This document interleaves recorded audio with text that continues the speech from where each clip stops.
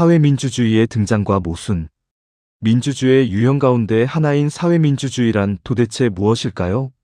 사회민주주의란 19세기 후반기와 20세기 초에 대두된 정치 노선의 하나로 당시 지배자들의 부르주아 민주주의에 맞서기 위한 노동자 운동의 대응 방식이었습니다.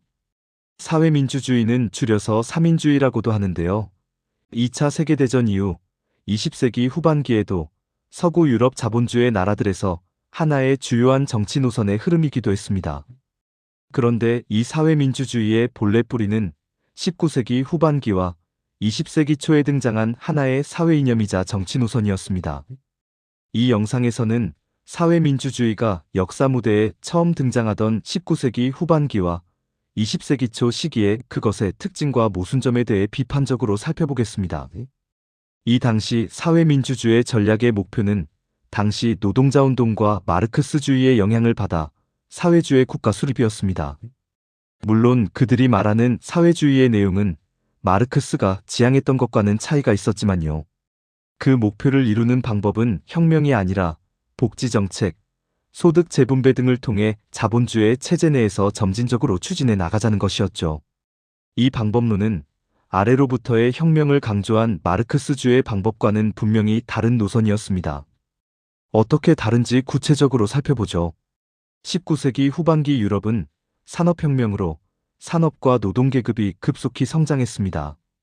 1848년 혁명과 1871년 파리 코뮌의 패배는 사회주의 운동에 큰 타격을 주었지만 동시에 새로운 청중을 만들어냈죠.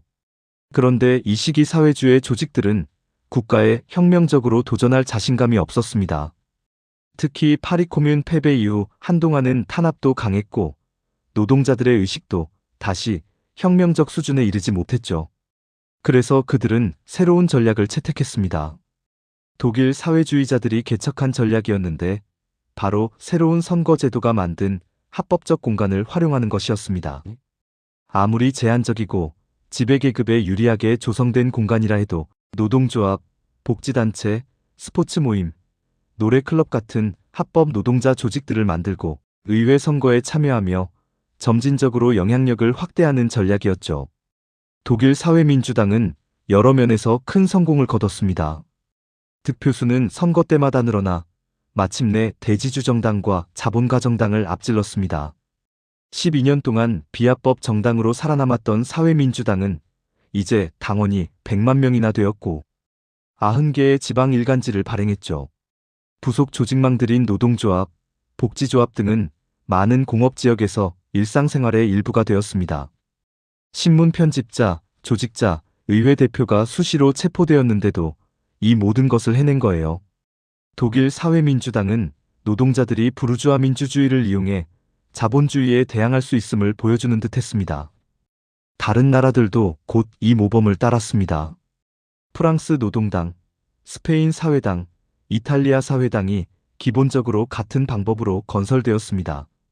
심지어 영국에서조차 1883년에 사회민주연맹이 만들어졌죠.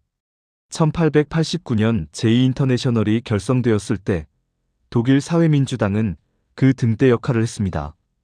사회민주주의 운동의 이론과 실천의 괴리.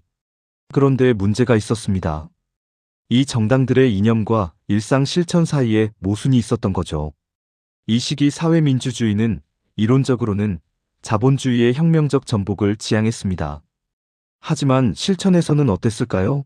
자본주의 내에서 개혁을 위해 조심스럽게 압력을 넣는 활동에 치중했습니다. 선거에서 표를 모으고 노동조합을 유지하고 의회에서 발언하고 복지 개선을 요구하는 것. 이것이 일상이었죠. 혁명은 먼 미래의 목표가 되었고 당장은 합법적인 테두리 안에서 활동해야 한다는 게 공통된 인식이었습니다. 1890년대 중반 독일 사회민주당의 주요 지식인이었던 에두아르트 베른슈타인은 과감한 주장을 펼쳤습니다. 마르크스와 엥겔스의 기본 이론이 틀렸다는 거예요. 베른슈타인의 주장은 이랬습니다. 일반화된 경제 위기는 더 이상 자본주의의 필연적 요소가 아니다. 계급 간 극단적 양극화도 일어나지 않고 있다. 모든 선진국에서 부르주아지의 특권이 단계적으로 민주적 기구들에게 넘어가고 있다. 경제적 힘들의 근본적인 동의 없이도 이런 과정을 완수할 수 있다고요. 즉, 혁명은 필요 없다는 겁니다.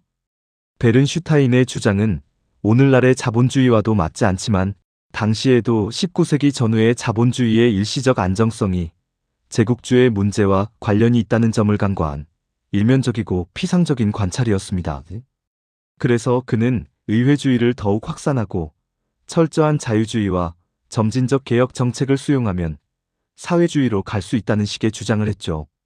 이것은 당시 사회민주당의 일상활동과 정확히 일치하는 이론이었습니다. 그래서 당시 많은 활동가들이 베른슈타인의 주장에 공감했죠. 독일 사회민주당의 또 다른 주요 이론가 칼 카우츠키는 베른슈타인을 비판했습니다. 카우츠키는 이렇게 주장했습니다. 자본주의는 개혁을 통해서는 끝장낼 수 없다. 특정 시점에 권력 투쟁과 사회혁명을 해야 한다. 말 자체는 틀린 말이 없었습니다. 그런데 어떻게 혁명을 할 것인가? 카우츠키의 답은 이랬습니다. 사회주의 혁명은 사회주의자들의 득표수가 필연적으로 증가함으로써 실현될 것이다. 마침내 선거에서 다수표를 얻으면 사회주의 정부를 전복하려는 자본주의 세력의 어떠한 기도도 정당하게 분쇄할 수 있을 것이다 라고요. 그러니까 혁명은 선거 승리를 통해 이뤄진다는 겁니다. 그렇다면 그때까지는요, 자본주의 세력의 보복을 유발하는 어떤 행동도 피해야 한다는 식이었죠. 결국 카우츠키의 처방도 베른슈타인의 처방과 거의 같았습니다. 일상적으로는 온건하게 활동하고 혁명은 먼 미래에 자동으로 올 것이라는 거죠. 두 사람의 차이는 뭐였을까요? 베른슈타인은 자본주의가 사회주의로 평화롭게 이행하고 있다고 봤고, 카우츠키는 이 이행이 현재가 아니라 미래에 일어날 것이라고 생각했습니다. 하지만 둘 다 이행의 불가피성을 확신했지만 둘 다 온건적이면서 수동적 태도로 혁명적 행동을 거부했죠. 이런 온건하고 수동적인 실천은 20세기 내내 이어져 온 하나의 정치 노선의 흐름이기도 했습니다. 그런데 자본주의가 생산력이 발전하면 자동으로 혁명 없이 사회주의로 이행한다는 주장은 마르크스주의와는 아무런 관련이 없습니다. 마르크스는 그런 주장을 한 적이 없습니다. 마르크스는 객관적 조건도 중요시했지만 동시에 인간의 행위, 즉 자의식적 실천을 강조했습니다. 오늘날 인류는 불평등이 심화되고 적대하는 계급의 대립이 심화되면 공멸할 수도 있습니다. 지난 인류 역사에서 고대 시기 문명의 몰락 과정을 몇 번 겪었던 것을 우리들은 앞서 살펴보았습니다. 지금도 오늘날에도 인류는 얼마든지 야만적인 전쟁이나 계급 대립이 격화되어 모두가 공멸할 수 있는 가능성이 열려 있다는 것을 알아야 합니다.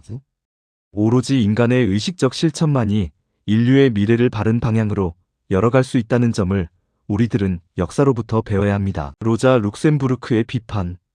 27세의 폴란드계 독일 여성혁명가 로자 룩셈부르크만이 이런 자기만족식 사상에 도전했습니다. 룩셈부르크는 당시 삼인주의의 주류인 베른슈타인이나 카우츠키의 주장을 비판하며 다음과 같이 지적했습니다. 1890년대에 독일 자본주의를 안정시킨 바로 그 과정이 나중에는 훨씬 더 큰 불안정을 낳을 것이다. 무슨 뜻일까요? 당시 자본주의의 급속한 성장은 제국주의적 팽창과 밀접히 연관되어 있었습니다. 유럽 열강들은 아프리카, 아시아를 분할하며 식민지를 확대하고 있었죠. 이것이 일시적으로 자본주의의 모순을 완화시켰지만 동시에 제국주의 국가들 간의 충돌을 준비하고 있었습니다. 룩셈부르크는 베른슈타인과 카우츠키의 낙관주의가 일시적인 호황기를 일반화한 오류라고 정확히 봤습니다. 1899년 룩셈부르크는 사회개혁이냐 혁명이냐라는 책을 썼습니다. 거기서 그녀는 다음과 같이 주장했습니다. 개혁만 추구하다 보면 결국 체제 수능으로 끝난다. 역사는 자동으로 진보하지 않는다. 인간의 능동적인 실천이 필요하다라고요. 당 관료나 노조 간부가 위에서 모든 걸 결정하는 것이 아니라 노동자들이 직접 투쟁하면서 스스로 배우고 조직을 만들어갈 수 있다는 점을 강조한 것이지요. 말하자면 로자 룩셈부르크는 대중의 자발성과 창조성을 믿었던 겁니다. 자본주의의 근본 모순은 사라지지 않았고 오히려 더 격렬한 형태로 폭발할 것이라고 예측했죠. 그리고 1914년 제1차 세계대전이 터지면서 룩셈부르크가 옳았음이 증명되었습니다. 사회민주주의의 배신. 더 비극적인 것은 사회민주주의 정당들의 태도였습니다. 1914년 8월 4일 독일 사회민주당은 제국의회에서 전쟁 예산안에 찬성표를 던졌습니다. 수십 년 동안 국제주의와 반전을 외쳤던 정당이 자국의 제국주의 전쟁을 지지한 겁니다.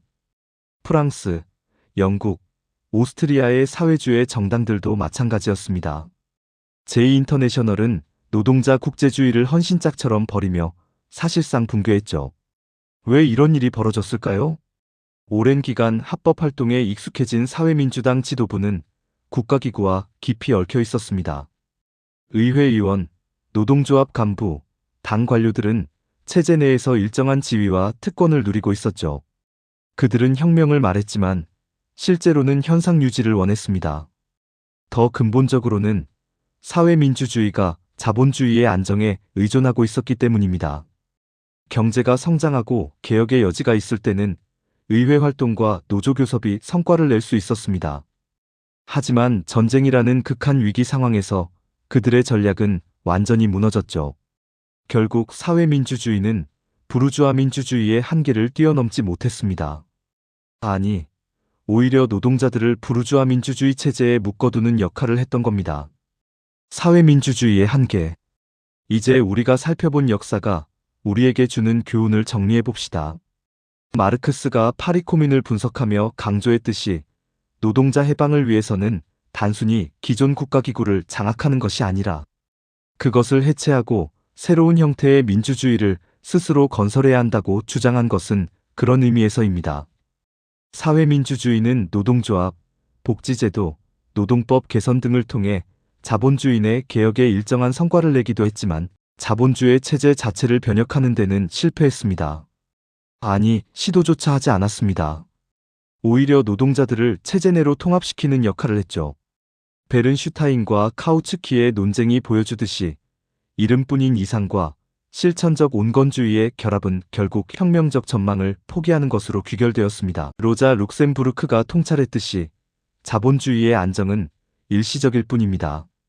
19세기 후반 자본주의 공황의 극복과 노동자들의 생활 수준 개선을 가능하게 했던 자본주의의 수익성 증가는 다음 영상에서 자세히 살펴보겠지만 식민지 침략과 제국의 확장에 의존하고 있었습니다.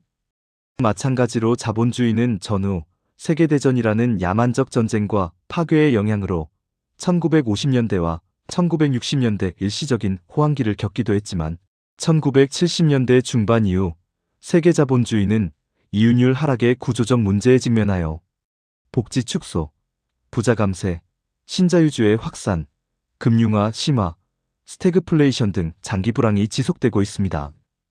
오늘날 세계 자본주의는 금융자본의 횡포, 천문학적 부채경제, 국가 간 제국주의적 경쟁의 격화, 양극화 심화, 스태그플레이션과 대공황 징조 등 전쟁과 혁명의 시대로 또다시 진입하고 있습니다.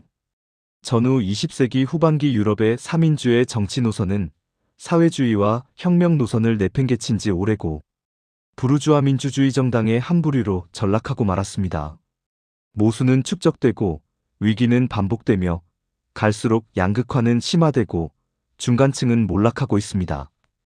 역사적으로 보면 3인주의는 자본주의가 일시적으로 안정되는 호황기, 즉 1900년 전후와 1960년대 전후 시기에 발흥하는 경향이 있었습니다. 3인주의는 마르크스주의와는 아무런 관련이 없는 사상입니다. 19세기에 마르크스주의의 영향을 받았지만 이후 실천 과정에서 마르크스주의에서 일탈했습니다. 사회민주주의는 마르크스주의 혁명 노선을 스스로 접었고 주로 부르주아 민주주의에 기반한 의회주의 노선에 매몰되었으며 사회주의를 위로부터 대중들에게 하사하는 선물 같은 것으로 전락시켰습니다. 그러다 보니 노동계급의 이해를 대변하는 정치 노선과 투쟁 노선을 지향하지도 않았고 노동자 대중을 객관화, 대상화시켰습니다. 또한 부르주아지들의 위로부터의 민족주의에 흡수되어 노동자 국제주의도 헌신짝처럼 버렸습니다. 우리들이 앞서 살펴본 마르크스주의의 세 가지 요건과 비교해 보더라도 3인주의 노선은 마르크스주의에서 완전히 일탈한 노선이었던 것이지요. 삼인주의는 당연히 노동자 계급의 자기해방 사상을 거부했고 대리 정치를 추구했습니다.